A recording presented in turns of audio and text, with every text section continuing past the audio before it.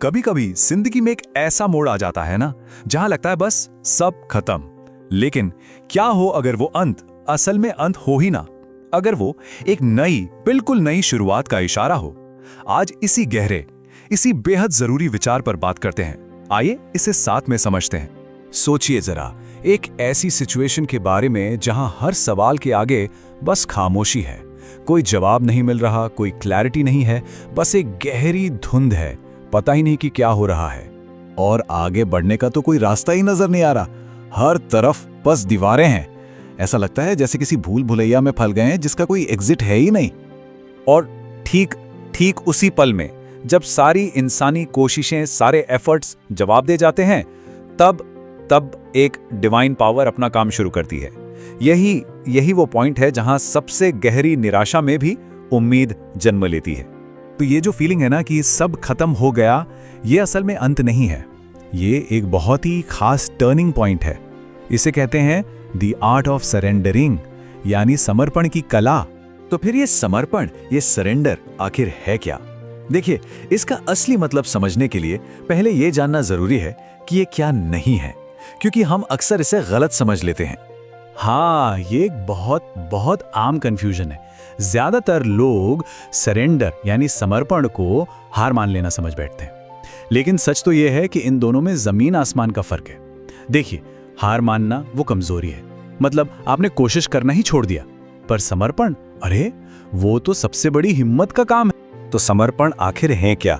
इसका सीधा सा मतलब है अपनी पूरी ताकत, अपनी पूरी जान लगा देने के बाद रिजल्ट को, आउटकम को एक हायर पावर पर छोड़ देना। ये कहना कि मैंने अपनी तरफ से बेस्ट कर लिया है, अब आगे जो होगा वो तेरी मर्जी से होगा। और मानिए, ये कोई आसान काम नहीं है। कंट्रोल की भावना को पूरी तरह से जाने देना और खुद को भगवान के हवाले कर देना, इसके लिए जो हिम्मत चाहिए ना, वो सबके पास नहीं होती। ये बहुत बड़ी ताकत की निशानी है।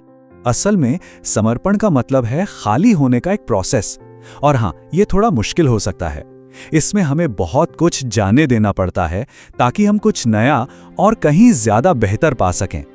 एक सवाल जो अक्सर हमारे मन में उठता है कि किसी भी चमत्कार के होने से ठीक पहले ऐसा क्यों लगता है कि हम टूट रहे हैं, सब कुछ बिखर रहा है? और इसका जो जवाब है ना, वो बहुत ही गहरा और बहुत खूबसूरत है। असल में भगवान हमें तोड़ नहीं रहे होते हैं, वो हमें खाली कर रहे होते हैं। एक मिनट के लिए सोचिए, अगर कोई बर्तन पहले से ही भरा हुआ है तो उसमें कुछ नया कैसे डाला जा सकता है? नहीं डाल सकते हैं ना, पहले उसे खाली करना ही पड़ेगा। बस ठीक वैसे ही ईश्वर हमारे अंदर अपनी कृपा, अपने प्लान के लिए जगह बना रहे होते हैं। और ये जो खाली होने का प्रोसेस है, ये अक्सर इन स्टेजेस से गुजरता है। पहला, हमारा अहंकार टूटता है। वो जो मैं सब कर सकता हूं वाली फीलिंग है, वो खत्म हो जाती है। दूसरा, हमारी अपनी उम्मीदें खामोश हो जाती हैं। हमें लगता है हमारे सारे प्लान फेल हो गए। तीसरा, एक ऐसा पॉइंट आता है जहां लगता है कि आंसू भी अब खत्म हो गए। और तब चौथा स्टेज आता है, जब हम पूरी तरह खाली हो जाते हैं। बस वहीं समर्पण पूरा होता है। और ये बात उस पल को कितने खूबसूरत तरीके से बताती है, जिस लम्हे हम पूरी तरह से हार कर कहते हैं अब मुझसे नहीं हो रहा, ठीक उसी पल ऊपर से एक आवाज आती है, अब मेरी बारी है। लेकिन एक बात याद रखनी होगी, समर्पण का ये पूरा काम विश्वास यानी फेथ के बिना अधूरा है, बल्कि नामुमकिन है। ये दोनों बहुत गहराई से एक दूसरे से जुड़े हैं। पर विश्वास का मतलब क्या है? क्या इसका मतलब ये है कि सब कुछ हमेशा वैसा ही होगा जैसा हम चाहते हैं? नहीं, विश्वास का असली मतलब है दिल में ये सुकून होना कि अगर सब कुछ ठीक नहीं भी हुआ तब भी मैं ठीक रहूंगा, क्योंकि कोई है जो मेरा ध्यान रख रहा है। और यही सच्चा विश्वास वो मजबूत नींव है जिस पर समर्पण की खूबसूरत इमारत खड़ी होती है। इस विश्वास के बिना समर्पण हो ही नहीं सकता, और इसी नींव पर खड़े होकर चमत्कार मुमकिन होते हैं। तो आखिर में सवाल उठता है कि समर्पण का सबसे बड़ा तोहफा क्या है?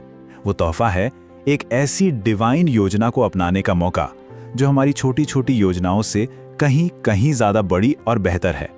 हम इंसान अपनी छोटी सी सोच से ना अक्सर छोटी छोटी चीजें मांगते रहते हैं, लेकिन भगवान वो हमें पूरा का पूरा रास्ता देना चाहते हैं। पर इसके लिए एक शर्त है, हमें अपनी जिद, अपने हाथ में कसकर पकड़ी हुई छोटी छोटी चीजों को छोड़ना पड़ता है।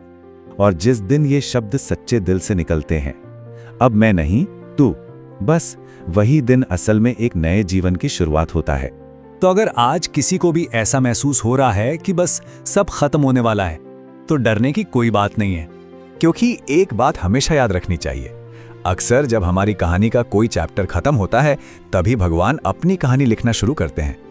वो अंत एक नए अध्याय का पहला पन्ना होता है।